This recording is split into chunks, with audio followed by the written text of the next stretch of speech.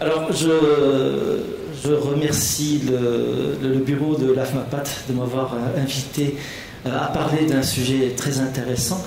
Bon, je vais peut-être compléter des petites choses que le professeur Insalhan a dites à propos des pneumopathie interstitielle, de fibrose progressive ou la fibrose pulmonaire progressive. C'est vrai que c'est beaucoup plus simple. Donc on va parler également des recommandations de l'ATS, ERS, qui ont été présidées par le professeur. Donc le terme PID, pneumopathie interstitielle ou plutôt infiltrante diffuse, je préfère, regroupe plus de 100 affections. Ces PID sont réputés rares, entre 60 et 80% de 1000 habitants, mais si vous remarquez un petit peu dans la consultation, on commence à en voir de plus en plus. Le diagnostic précoce est souvent difficile, malheureusement, quand il est retardé, ça grève un petit peu le pronostic et l'évolution est imprévisible. Et là, j'insiste sur les réunions de décision multidisciplinaires. D'autres spécialistes peuvent voir des choses que nous ne voyons pas, ils peuvent nous aider. Le phénotype progressif existe dans pratiquement toutes les pneumopathies infiltrantes diffuses. Alors, en tête de file, vous avez bien entendu la fibrose pulmonaire idiopathique, mais pas seulement. Vous avez la pneumopathie d'hypersensibilité, les PINS, la sarcoïdose et les PID des connectivités. Il y a un chevauchement entre ces pathologies avec des mécanismes communs. Alors, dans les fibroses pulmonaires progressives autres que la FPI, il y a la plupart du temps, au début, une inflammation, petite inflammation qui fait rentrer le poumon dans une espèce de cercle vicieux de fibrose. Et avec une combinaison fréquente de lésions inflammatoires et fibrosantes, on essaie de traiter les lésions inflammatoires au maximum avant d'envisager un traitement antifibrosant. Le but du traitement, c'est de freiner la progression et donc de freiner la dégradation de la fonction respiratoire, améliorer la survie et la qualité de vie. Alors, ces mécanismes, vous les connaissez un petit peu. Alors, vous avez tout d'abord des lésions épithéliales et vasculaires chroniques, ça commence par ça. On peut avoir des lésions inflammatoires dans le cas qui nous intéresse, avec des leucocytes, des cellules nucléaires et des lymphocytes T. Vous avez la migration de fibroblastes sur le site lésionnel, sécrétion excessive de matrices extracellulaires avec fibrose tissulaire, perte de la fonction alvéolaire, recrutement leucocytaire, activation fibroblastique. Vous pouvez avoir un recrutement leucocytaire même en l'absence d'inflammation.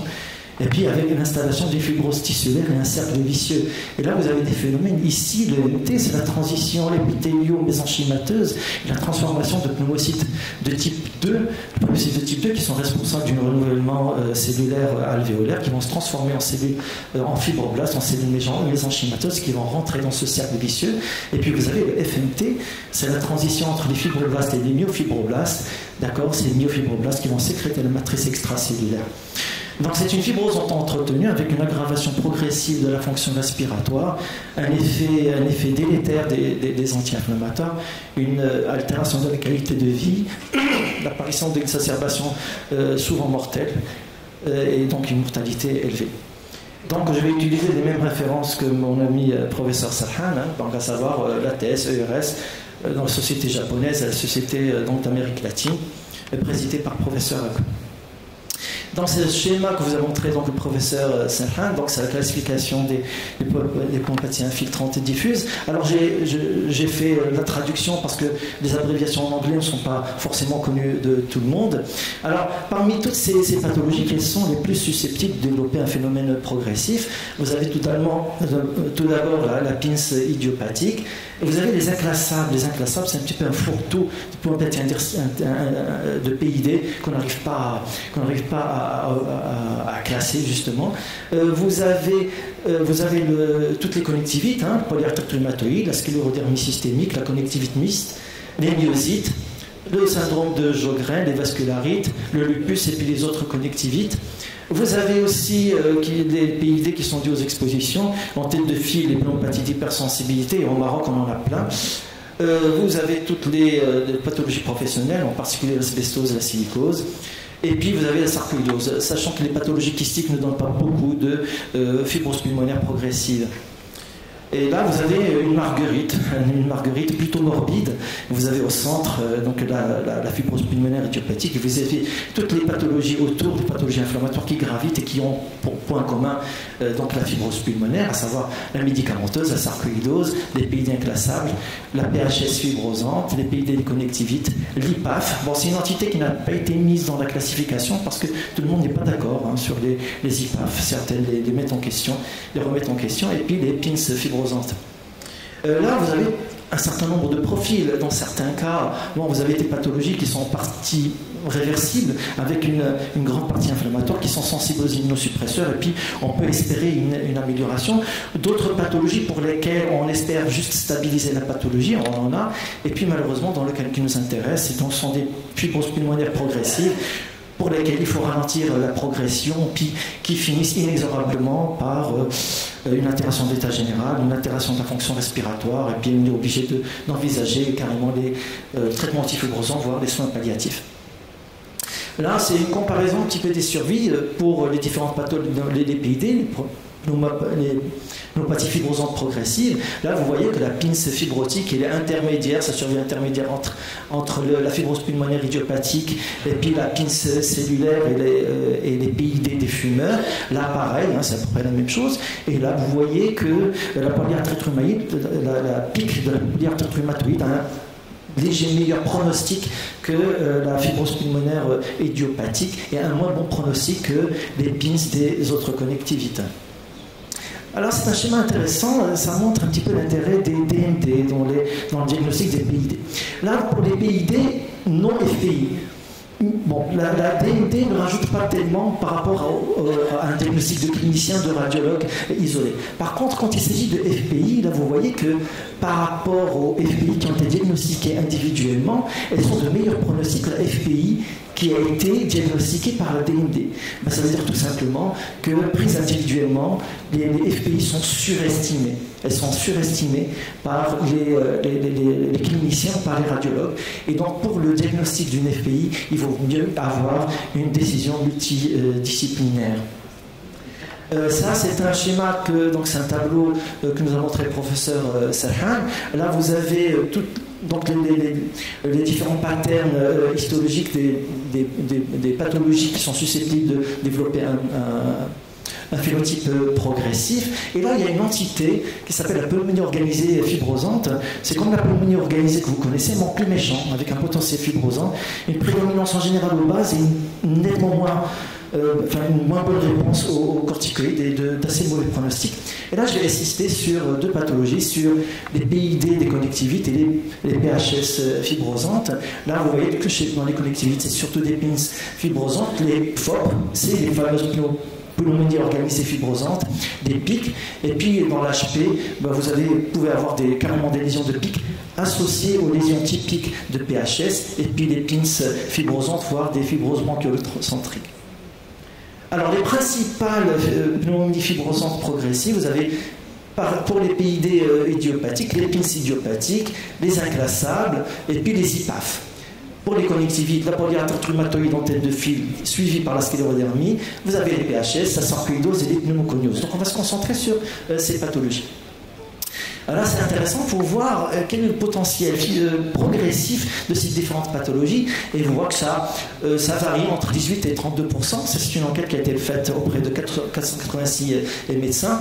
Et vous voyez qu'en tête de file, vous avez surtout la polyarthrite rhumatoïde, la sclérodermie, les PINS idiopathiques. Et puis en dernier, vous avez un petit peu une pneumopathie interstitielle, sarcoïdose, d'accord, qui donne un petit peu moins de phénotype progressif que les autres.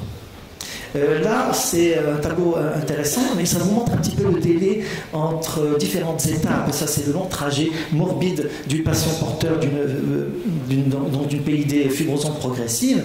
Donc, le délai entre les symptômes initiaux et le diagnostic, entre donc, le diagnostic, le développement d'un phénotype progressif, entre le diagnostic de ce phénotype progressif et donc le développement, et puis jusqu'au décès.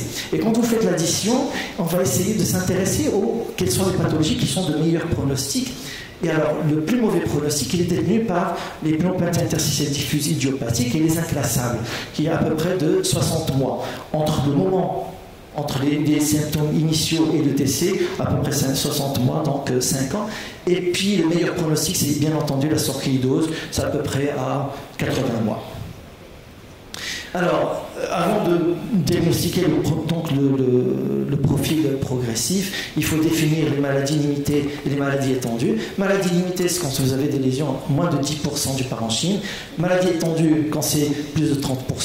Et puis entre les deux, il faut s'intéresser à la fonction respiratoire. Lorsque votre capacité vitale est supérieure à 70%, c'est plutôt une maladie limitée. Lorsqu'elle est inférieure à 70%, c'est plutôt une maladie étendue. Et puis vous voyez que le pronostic n'est pas du tout le même. Alors on va s'intéresser pathologie par pathologie les plus fréquentes. Vous avez la pince idiopathique qui constitue donc 25% de pneumopathie interstitielle idiopathique, elle est plus fréquente chez les femmes, chez les non-fumeurs et puis à partir de 50 ans. L'aspect radiologique, vous avez, contrairement à la FPI, une homogénéité temporelle et spatiale, mais avec quand même un gradient crânio-caudal. C'est quand même prédominant aux bases par rapport au sommet. Vous avez une prédominance des réticulations par rapport au verre dépoli. Si le verre dépoli est prédominant par rapport aux réticulations, il faut mettre en doute le diagnostic. En général, on est plus vers les lipes. Donc, souvent, respect des zones pleurales. Et puis, un signe caractéristique des pinces, c'est les bronchiectasies au sein de lésions en verre dépoli ou de consolidation. L'histologie, c'est des lésions inflammatoires avec un petit peu de fibrose, mais avec une architecture préservée, sachant que 30% des pinces radiologiques ou scannographiques sont de vraies fibroses pulmonaires. La survie est meilleure que la FPI, de 82% à 5 ans, avec une stabilisation possible. Là, c'est un exemple d'une pince idiopathique qui évolue. Donc, vous voyez là, donc à l'admission, après 3 ans, vous avez des lésions de condensation, puis après 6 ans, vous avez des lésions de condensation qui diminuent pour laisser place à des réticulations de fibrose. Alors la fameuse IPAF, on ne sait pas trop. Donc vous avez une PID au scanner ou à l'histologie, mais il n'y a pas de connectivite qui est vraiment, franchement, différenciée. Et puis il y a des critères qui ont été définis. Il faut au moins 2 signes dans 2 domaines différents. Soit clinique, soit biologique, soit morphologique. Morphologique, donc c'est scanographique ou histologique. Sachant qu'un simple aspect de pince, c'est déjà un critère pour une IPAF. Et là, vous voyez que le pronostic, il est intermédiaire entre les connectivites et la fibrose pulmonaire idiopathique. Alors, les signes cliniques, en général, c'est surtout des signes de sclérodermie ou de myosite, surtout les antisynthétases, et puis des anticorps, c'est des tableaux un petit peu bâtards, on ne sait pas trop. Parfois, les IPAF finissent par progresser, évoluer vers une véritable connectivité différenciée. Les inclassables, c'est un petit peu le fourre-tout, c'est un diagnostic qui est non établi par. Donc, malgré tout un bilan, c'est 10% des pneumopathies interstitielles idiopathiques, pic ou pince possibles, mais atypiques.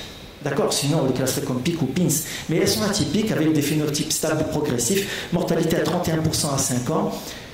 Quels sont les facteurs de mauvais pronostic de ces pathologies? C'est une atteinte de la diffusion, un aspect de pic au scanner, une extension de la fibrose au scanner. Et là, vous voyez, dans les inclassables, là c'est le sommet, ça c'est les bases. Et là, vous voyez, c'est des lésions, apparition de lésions, donc des réticulations, des rayons de miel, mais au sommet, qui ne prédominent pas au bas, sinon on les aurait classés comme pic. Et là, vous avez une progression sur 42 mois. Les connectivites, alors les PID des connectivites, c'est 15% des connectivites, le risque plus élevé chez les femmes et les moins de 50 ans. La pince est le pattern le plus fréquent. Alors la pique des connectivites est de meilleur pronostic que la FPI, puis vous avez surtout donc la polyarthrite rhumatoïde qui est le plus mauvais pronostic, la sclérodermie, mais vous avez aussi les myopathies inflammatoires comme le syndrome des antisynthétases, de Gougerot, qui donnent plutôt des pinces, parfois des lipes, le lupus et des connectivites mixtes. La polyarthrite rhumatoïde donne, comme vous le savez, de nombreuses manifestations extra-articulaires, en particulier pulmonaires. La PID fibrosante existe dans 10% des polyarthrite rhumatoïde, peut la révéler. Le plus souvent, c'est un aspect de pic, mais pas seulement, on peut avoir des pinces et puis d'autres aspects. Elle est de mauvais pronostic, mais peut se stabiliser. Par contre, les exacerbations peuvent exister. Les facteurs de risque, c'est le sexe masculin, l'âge, le tabac, le facteur rhumatoïde, les anti-CCP, sachant que le tabac est un facteur de risque indépendant de polyarthrite rhumatoïde elle-même. Là, vous voyez un aspect de pince fibrosante dans une polyarthrite rhumatoïde, chez un patient que j'ai reçu il y a quelques temps. La sclérodermie, pareil, pic 30-70 ans, 4 fois pour un homme. On a surtout donc, des PID fibrosantes, surtout dans les formes diffuses, et l'HTAP, donc plutôt dans les formes limitées, et elles rendent compte des principales causes de décès. Alors le PID fibrosante, c'est 30% des décès des sclérodermies. L'aspect le plus fréquent, c'est la PINS fibrosante, la PIC est possible. Et puis quels sont les risques de progression de cette pathologie? En général, c'est dans les 3 à 5 ans suivant le diagnostic. Quand vous avez des formes qui sont étendues, si vous avez un déclin fonctionnel à 1 an, sachant que la PID de sclérodermie a un meilleur pronostic que la FPI. Là, vous voyez un exemple, en 4 ans, la progression d'une PID de sclérodermie avec apparition de lésions condensantes et réticulaires.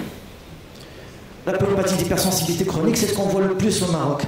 Le plus au Maroc, après la FPI, on a une grande mode d'élevage de pigeons et de poulets sur les terrasses.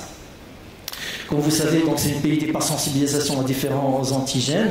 C'est la 3e PID en fréquence après la FPI, les PID, donc il faut y penser, les PID des connectivites. On a des lésions fibrosantes qui sont similaires à la PIC, mais il faut chercher donc, les images de ce qu'on appelle en fromage de tête, mosaïque qui alterne avec du parenchyme normal et du verre des polis. Poumon des éleveurs d'oiseaux. D'accord, surtout. Alors les nodules centrolobulaires, on les voit un peu plus souvent dans le poumon de fermier, un peu plus que dans les maladies de poumon d'oiseau. Alors les mauvais pronostics, facteurs de progression, c'est quand vous avez une fibrose sur le scanner ou d'histologie et quand il n'y a pas d'éviction. Quand je dis pas d'éviction, vous avez 2 facteurs de pas d'éviction. C'est soit on n'identifie pas l'antigène, soit vous avez le mari qui élève les poulets sur la terrasse et on lui donne le choix entre la santé de sa femme et les poulets. Et le choix n'est pas toujours facile. Ça dépend des couples, mais je peux vous dire, il y en a un qui a choisi les poulets. Je ne sais pas ce qu'il lui a fait, mais voilà. La médiane de survie est à 5 ans en cas de fibrose, 17 ans sans fibrose. Voilà. Là, vous voyez un exemple de progression de la PHS, et là, voilà, vous voyez l'apparition de réticulation, de condensation, etc. Voilà, et ça évolue sur 4 ans. La sarcoïdose, ce n'est pas la pathologie qui donne le plus de problèmes, c'est une réaction inflammatoire comme vous le savez, manifestation pulmonaire dans 90% des cas. Les formes fibrosantes, 20% des sarcoïdoses, comme vous savez, ça prédomine au niveau des bases avec un épicissement péribroncovasculaire, des nodules, des micronodules. 16% de mortalité à 10 ans, et il n'y a pas d'exacerbation dans les formes progressives. Là, vous voyez à gauche, alors pourquoi je vous mets ça? C'est l'intérêt du PET scan dans la sarcoïdose. Il est très très important. Si vous avez des lésions fibrosantes au sommet, il faut vraiment dépister pour voir s'il y a des lésions florides, et ça vaut peut-être le coup de donner des traitements par corticoïdaux immunosuppresseurs. Les PID des expositions professionnelles, c'est surtout la silicose et l'asbestose, mais il y a aussi les beryllioses. La silicose, là, c'est un aspect typique de silicose. Ce sont des nodules des lobes supérieurs qui peuvent confluer en des masses pseudotumorales. C'est pas toujours évident à distinguer d'un cancer bronchique, et la progression est plutôt lente sur 10 ans. Là, vous voyez, ça, c'est un aspect d'asbestose, une fibrose asbestosique avec des rayons de miel. Alors, c'est difficile à distinguer d'une pique. Parfois, vous avez des plaques pleurales qui peuvent vous orienter. Là, vous avez des bronchectasies de traction. Là, vous avez des lésions en verre dépoli qu'on peut voir dans les piques d'asbestose. Alors, le diagnostic des PID fibrosantes progressives, vous avez une PID, vous faites un bilan exhaustif, et là, vous avez 3 cas de figure. Soit un diagnostic précis, et là, vous commencez à traiter, soit un diagnostic de travail provisoire qu'il faut repréciser après, soit une PID inclassable.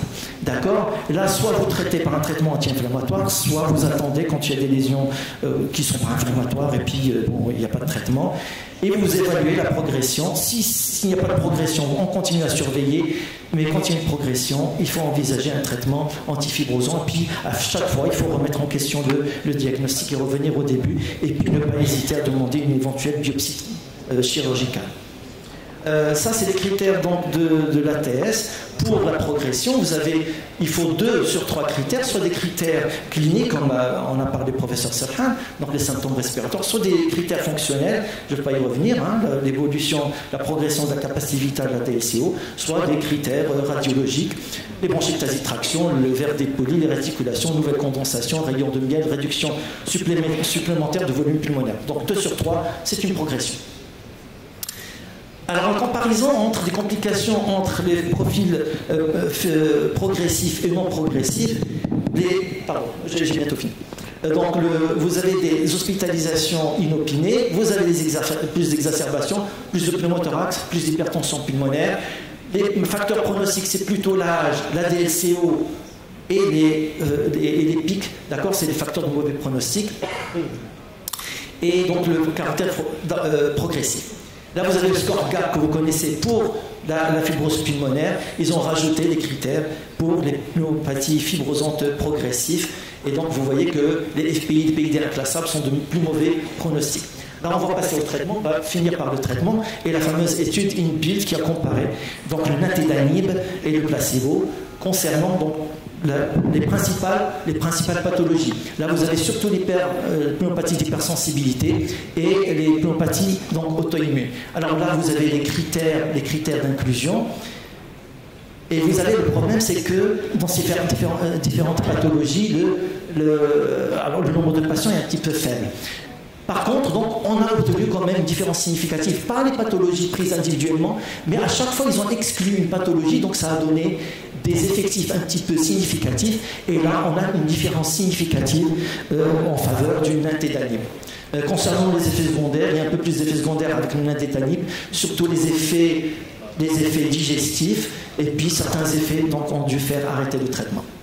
Donc, malgré le manque de puissance statistique d'analyse en sous-groupe pour chaque pathologie, le nintédanib a démontré son efficacité dans la réduction de progression. Donc, c'est pour ça qu'il est recommandé par Ragu et son équipe.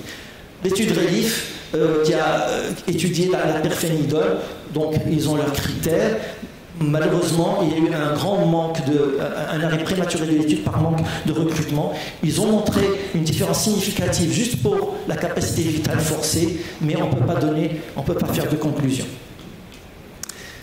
Là, pour les effets secondaires, c'est comparable. Donc, il y a un avantage pour la pirfénidone, mais on ne peut pas recommander, donc par précaution, à ne pas utiliser. Ça, c'est un résumé des différentes études. Vous avez l'étude 106 qui a utilisé le nintédanib dans la sclérodermie évolutive fibrosante. Une réduction de la dégradation de la capacité vitale, pas très significative. InBuild qui a donné de bons résultats. Lotus et RELIF, des résultats qui sont intéressants, mais avec un problème un arrêt prématuré par manque de recrutement. Et donc là, pareil. Donc la pirfénidone n'est pas très satisfaisante dans cette indication. Donc, avant-dernière diapo, selon les recommandations de la TSERS, il est recommandé de poursuivre les recherches quant à l'efficacité et la sécurité d'utilisation de la pirfénidone. Il est recommandé de traiter par nintédanib les PID fibrosantes progressives non FPI pour lesquels le traitement standard s'est avéré inefficace, mais low evidence, d'accord, une évidence basse, et il est recommandé de poursuivre les recherches même pour le nintédanib.